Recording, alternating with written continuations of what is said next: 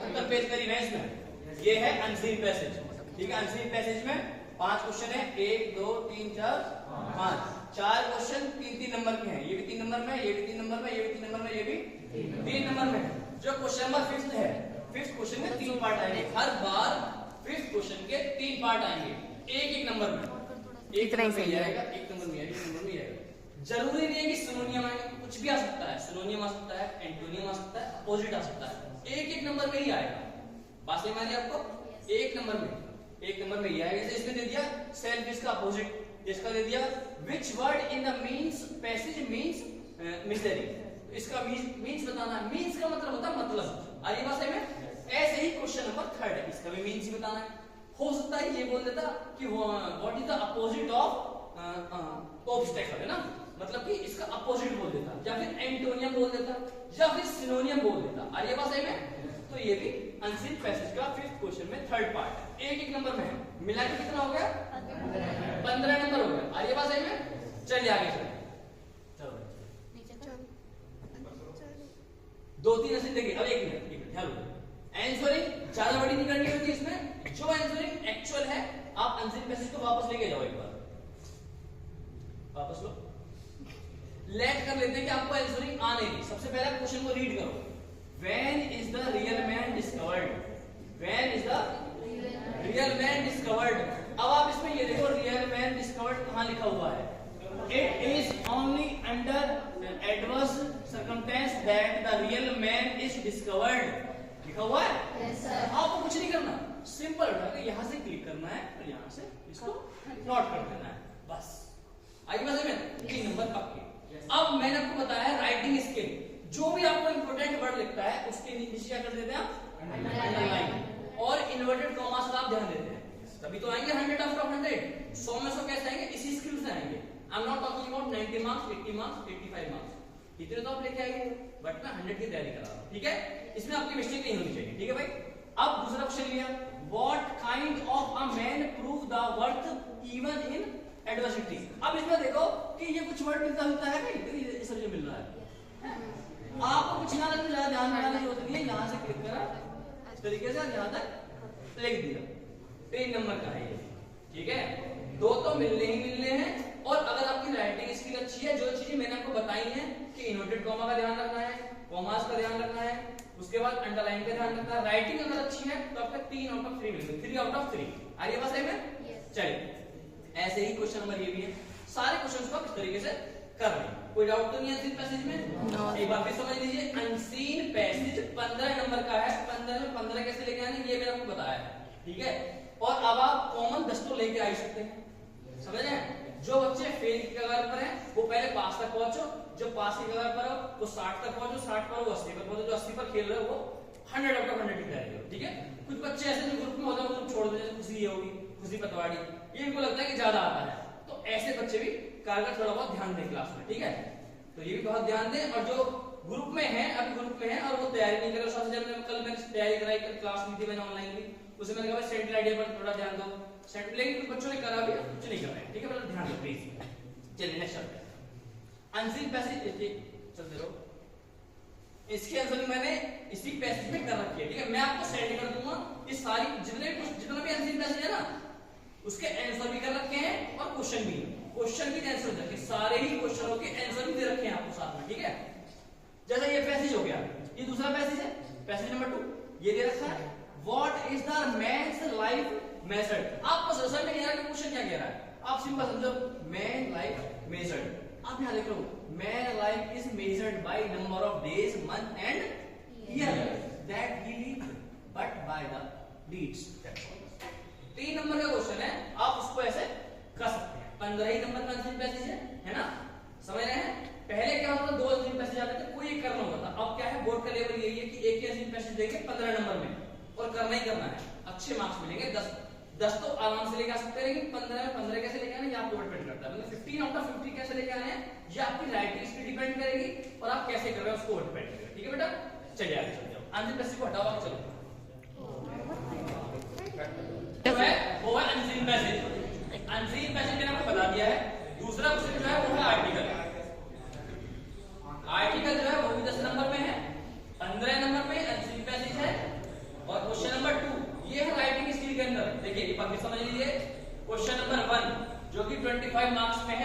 Part है, एक तो है अनसीन पैसेज, दूसरा क्वेश्चन इसमें आर्टिकल समझिए, ठीक है। तो आर्टिकल क्या समझते हैं, ये 10 नंबर में है ये भी आर्टिकल। अब इसको भी इस 10 नंबर में है, जब तो मैं कह रहा हूं इसको आप समझिए, 10 नंबर में आर्टिकल है, ये मैंने नॉर्मल तरीके से लिखा है कैसे लिखना है। लेकिन आपको क्या करना है, किसी भी टॉपिक को लिखते समय पहले आप उसका इंट्रोडक्शन लिखेंगे, बात समझ रहे हैं, इंट्रोडक्शन। जैसे आप पॉल्यूशन लिख रहे हैं तो पॉल्यूशन का इसको इंट्रोडक्शन लिखो, उसके बाद लास्ट लाइन जो होनी चाहिए, जो लास्ट हेडिंग होनी चाहिए वो होनी चाहिए कंक्लूजन। क्या होनी चाहिए, कंक्लूजन। बीच में आप लिख सकते हैं टाइप्स लिख सकते हैं, वेरिएंस लिख सकते हैं, या फिर आप लिख सकते हैं लॉस, किसी के लॉस, या फिर बेनिफिट्स, समझ रहे हैं आप। इस तरीके से आर्टिकल को लिखिए। जैसे इसका लिख रखा है मैंने, हेल्थ इज वेल्थ और इंपोर्टेंस ऑफ गुड हेल्थ। बहुत अच्छा है, बोर्ड में 85% आने के चांस है कि आ सकता है, ठीक है, 10 मार्क्स में है। चलो नीचे ऐसे कई टॉपिक मैंने इसमें दे रखे हैं, ये मैं आपको पूरी पीडीएफ सेंड कर दूंगा, आप आराम से देख लीजिएगा, ठीक है भाई। ऐसे कई टॉपिक इसमें, बस दो क्वेश्चन अंजू ऊपर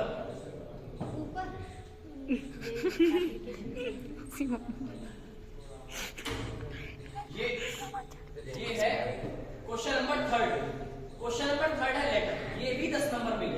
आप समझ लीजिए, अगर इन तीनों चीजों को आप समझ लेते हैं, आपको ग्रामर भी अच्छा नहीं है, आप तब भी आपका ये भी अच्छा नहीं, तब भी आप इसी में आप पास हो जाओगे 10 नंबर में। ये भी है, ये है लेटर। बेसिकली आप सभी जानते हैं लेटर जो है दो प्रकार के होते हैं, first one is informal letter and the second one is informal. एक फॉर्मल है और एक इनफॉर्मल है। फॉर्मल लेटर ये आपके एग्जाम में आएगा, जैसे मैंने कोई टॉपिक बताया, क्वेश्चन एक लेटर बता रखा है, write a letter to editor to cut electricity in your area, है ना, या write a letter to editor to cut water supply in your area, या फिर ये आता है write a letter to your principal to manage extra classes in your school. ऐसे बहुत सारे लेटर हैं जो आपको आ सकते हैं, लेकिन लेटर तो कोई भी आ सकता है, बट आपको फॉर्मेट आना चाहिए। फॉर्मेट क्या कहता है, हमारा जो फॉर्मल लेटर का फॉर्मेट कहता है वो ये कहता है, पहले आता है एड्रेस ऑफ सेंडर। क्या आता है, जैसे मैं लेटर को लिख रहा हूं तो मेरा एड्रेस आएगा, आइए बस सही में। फिर उसके बाद डेट, जिस दिन आप लेटर को लिख रहे हो उस डेट को आप लिखोगे। फिर आएगा एड्रेस ऑफ रिसीवर। ये सारी ही चीजें लेफ्ट हैंड में होंगी, क्या होंगी, लेफ्ट हैंड में। और उसके बाद फिर आएगा आपका सब्जेक्ट, आइए बस सही में, सब्जेक्ट समझ लो। जैसे आप लिख रहे हो write a letter to editor to cut water supply in your area, तो आपकी जो सब्जेक्ट क्या है इसमें, to cut water supply in your area. फिर आपका आएगा सैल्यूटेशन।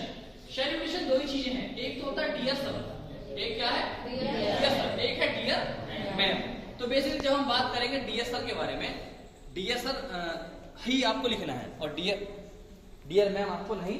फिर आप लिखेंगे बॉडी ऑफ द लेटर। क्या लिखेंगे, बॉडी ऑफ द लेटर। ये सारी चीजें जो लिखी हुई है ना, ये सारा पार्ट किसमें है, बॉडी ऑफ द लेटर में है। और उसके बाद आएगा आपका सब्सक्रिप्शन। सब्सक्रिप्शन का मतलब सब्सक्राइब नहीं है, सब्सक्रिप्शन का मतलब है your obediently, your truly, your sincerely, your faithfully. आपको ऑबिडेंटली का यूज नहीं करना है। बेसिकली एप्लीकेशन में हम योर ऑबिडेंटली बोल देते हैं, आपको फेथफुली बोलना है, FAITHFULL, your faithfully, your sincerely, SINCERELY, sincerely. इन दोनों में से ही कोई एक यूज करना है। क्लियर है, एक बार फिर देख लीजिए। पहले आएगा एड्रेस ऑफ सेंटर, फिर डेट, फिर रिसीवर के बाद सब्जेक्ट, सैल्यूटेशन डियर सर या डियर मैम, हमें डियर सर का यूज करना है, ठीक है।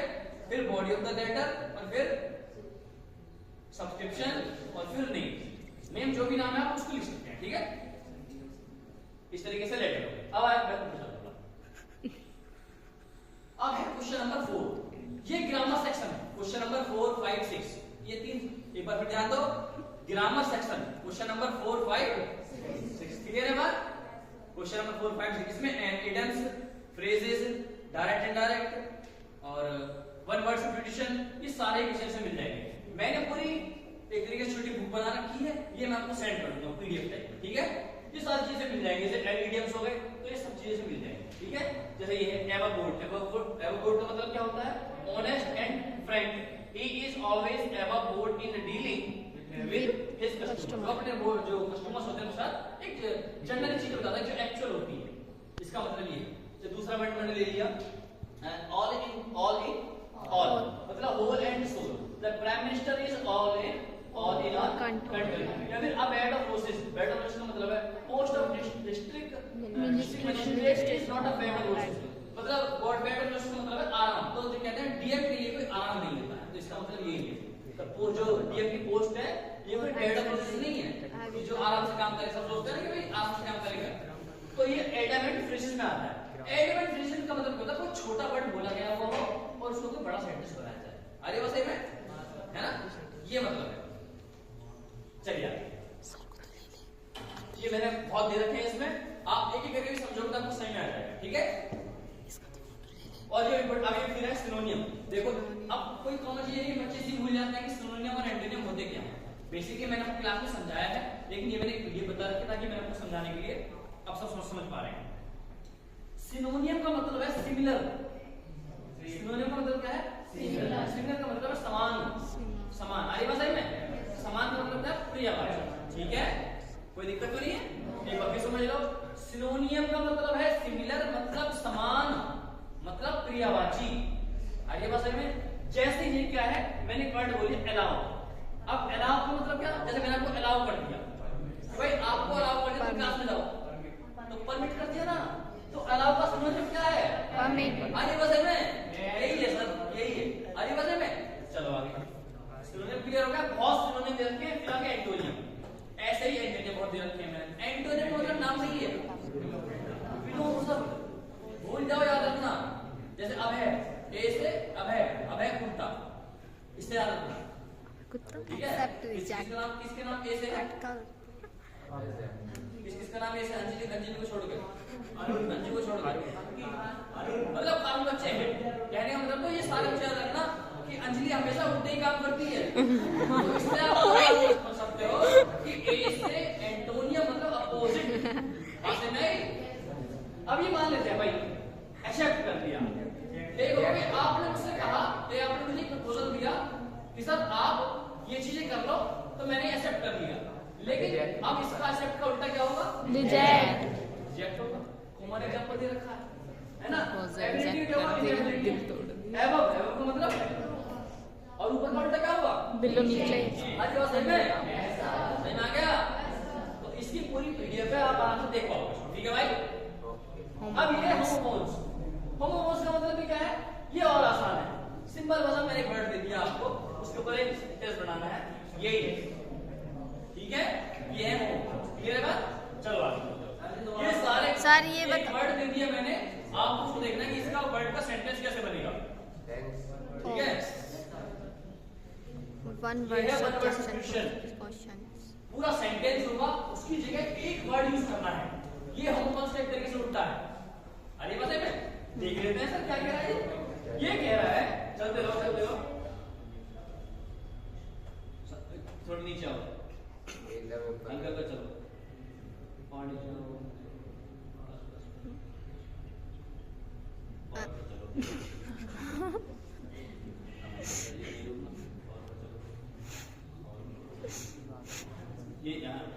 ये आपको समझना है। The act of initially killing one self, जो खुद को मार लेता है उसे क्या कहते हैं? समझ गए? यही है सर, वन वर्ड सब्स्टिट्यूशन वही है कि जो पूरा सेंटेंस हो, समझ गए, जिसने पूरे मैच में शतक करा हो, क्या बोले सेंचुरी बोले, जो 100 रन बना लेता है, who will get marks 100 marks या फिर 100 run, who will score in match 100, उसे क्या बोलेंगे? सेंचुरी बोलेंगे। विराट नहीं बोलेंगे, सेंचुरी, समझ गए? सेंचुरी बोलेंगे। क्लियर है बात? नेक्स्ट क्या सोनी पर बस अब ये है जो क्वेश्चन बोर्ड में पूछे गए हैं। चल दो बता रखे हैं कि ऐसे क्वेश्चन बोर्ड में पूछे गए हैं, ठीक है। ये ये है डायरेक्ट इंडायरेक्ट, ये मैंने बनाया है। डायरेक्ट इंडायरेक्ट बेसिकली मैंने क्लास में पढ़ाए हैं, हर सेक्शन में पढ़ाए हैं। इसमें कॉमन चीज यही है कि इतना गैप नहीं है। देखो मुझे ऐसा लग रहा है कि बच्चों के बीच में आवाज आ रही है जो मुझे डिस्टर्ब कर रही है, ठीक है। और मेरा बिल्कुल इंटरेस्ट नहीं लगता, मुझे कोई डिस्टर्ब करता है, मुझे अगर पढ़ाना तो करेगा, क्लास में बताएंगे कैसे कैसे करने होते हैं। ये है क्वेश्चन नंबर 6। क्वेश्चन नंबर 6 इसी तरीके से आएगा, दो डायरेक्ट आएंगे या एक आ जाएगा, उसको चेंज करना होगा, दो नंबर। क्लियर है बात? ये मैं आपको पूरा फॉर्मेट बता दूं भाई, ये क्वेश्चन नंबर 6 है तो ऐसे ऐसे आएगा, ठीक है, बता दिया है मैंने आपको, ये क्लास में कोई दिक्कत वाली बात है नहीं, डायरेक्ट इनडायरेक्ट आएंगे तो ये दो नंबर में चढ़ना है। क्लियर बात? चलिए अब आ जाते हैं question answer. Sir question answer मैंने आपको 80 क्वेश्चन कराए, अब आपको परेशानी ये थी अब तक सर क्वेश्चन लिखा दिए, आंसर तो है नहीं हमारे पास, सर इसमें आंसर उन्हीं क्वेश्चनों के आंसर जो 80 क्वेश्चन थे ना, उनके 80 आंसर इसी तरीके से बने हुए हैं जो 80 क्वेश्चन है बोर्ड के लिए। मतलब मैं कह रहा हूं आप उनको तैयार कर लो, उससे बाहर नहीं आएगा, उन्हीं के आंसर भी हैं इसमें, ठीक है। अब घबराने वाली बात नहीं है, मैं आपके साथ हूं। सबसे पहले इसमें क्वेश्चन क्या कह रहा है, what did M Hamel say about French language. Basically you know everyone, French language is very beautiful language, it was the most beautiful language in the world. French M Hamel said that, M Hamel sir ने कहा French language was very beautiful language in the world, the clearest most logical, he cleared the most logically he further said the most guard, जो कि हमें guard है, guard का मतलब security देगी। जैसे इंडियंस को हिंदी भाषा आती थी तो जब अंग्रेज हम पर अत्याचार करते थे तो हम हिंदी भाषा में एक दूसरे को बोल देते थे ना, अगर हमें इंग्लिश आती है और इंग्लिश आती तो हम बोलते तो समझ नहीं जाते है ना। जैसे अब हमारे सामने कोई इंग्लिश बोल रहा तो हमसे आसपास वाले बता देंगे अरे ये समझ रहे हैं, तो इंग्लिश में कुछ गलत नहीं बोलता है।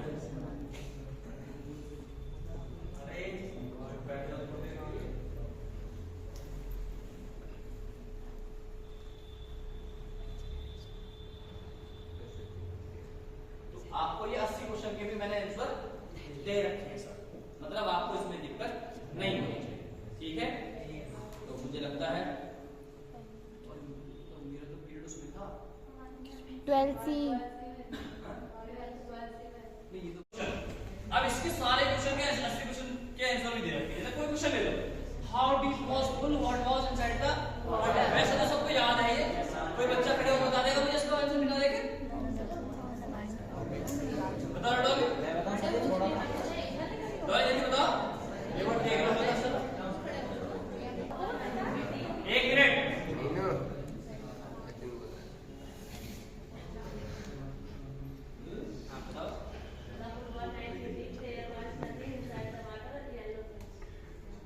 मेन तो यही है, बाकी आप चाहे उसको कुछ भी ऐड ऑन करके लिख दो, ठीक है। जो मैंने थोड़ा सा अपनी तरफ से बताया है उसमें मतलब थोड़ा काट पीट के देखो, जब the pool was 9 feet deep, there was nothing inside the water except the yellow, ठीक, अब इसमें कुछ भी ऐड ऑन करके लिख सकते हैं, ज्वाइन और ठीक है। ऐसे करते रहो आगे, बैठ जा डोली, बैठ जा, नीचे बैठ जा, ओ तन्नू गले में अगले क्वेश्चन देखिए, why did Gandhi cheat the lawyer। अच्छा हिंदी में इसका आंसर बताओ, वापस जाओ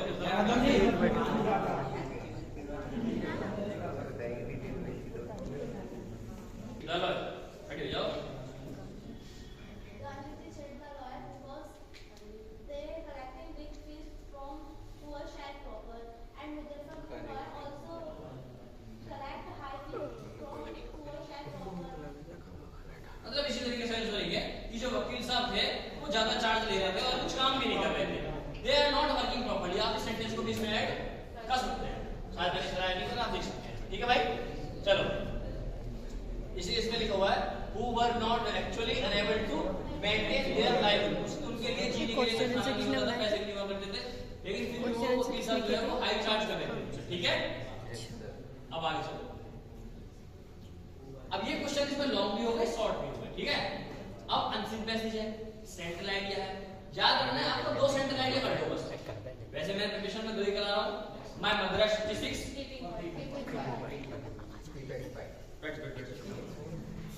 माय मदर एज 66 और दूसरा कल सही बच्चे तैयार करके आए, प्रैक्टिस करके आए, उससे ये रहेगा कि हां भाई ये क्लियर हो जाएगा भाई, 4 नंबर तो हमारे क्लियर एक तरफ हो गए, उधर सेंट्रल आइडिया क्लियर हो गया, उधर लेटर क्लियर हो गया, उधर आर्टिकल क्लियर हो गया, चल 10 नंबर क्लियर हो गए, समझ रहे हो।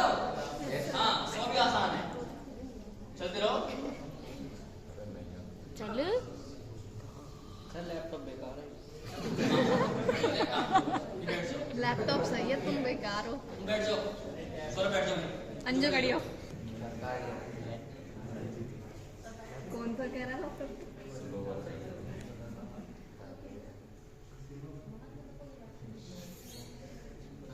बस थोड़ा हल्की से बात में वीडियो देते हैं। बस ये है सेंट राइट, ठीक है भाई? कहते ना इसमें वैसे पॉइंट नंबर 1 आएगा, एक चैप्टर डाल दिया उसने, माय मदर एक्चुअली 6। आपको सिंपल भाषा में जो मैंने आपको बताया है, पहले पोएम का नेम, फिर पोएम नेम और क्लियर है इसमें? क्या आपको नहीं है? फिर आप उसको सेंट राइट इस टेबल पूरा तरीके से लिखा हुआ है, चलो नीचे। ये माय मदर किसका हो गया? ये तो स्टैंजा हो गया, पूरा स्टैंजा है ना।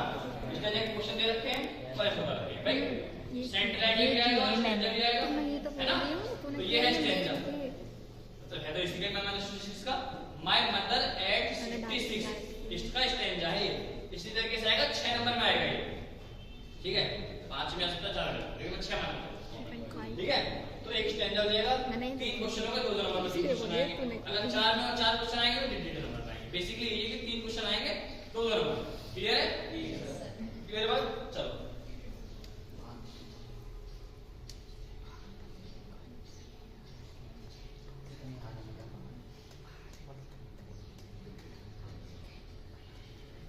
ये हो गया सेंट राइट, ठीक है? दो सेंट राइट दे रखे हैं, एक दे रखा है माय मदर 66 का, जो कि किसने लिखा है? कमला दास, ठीक है? It was composed by Kamala Das. Clear है? सिंपल भाषा में लिखा हुआ है, देखो my mother the poem my mother 66 has been composed by Kamala Das, जो कि क्या पोएम है? मैं पूरा सेंट राइट लिख रखा है। इसके बाद सेंट राइट है पब्लो, ये पैब्लो नेरुदा, और ये कीपिंग क्वाइट है, इसका पूरा सेंट राइट, ठीक है बेटा?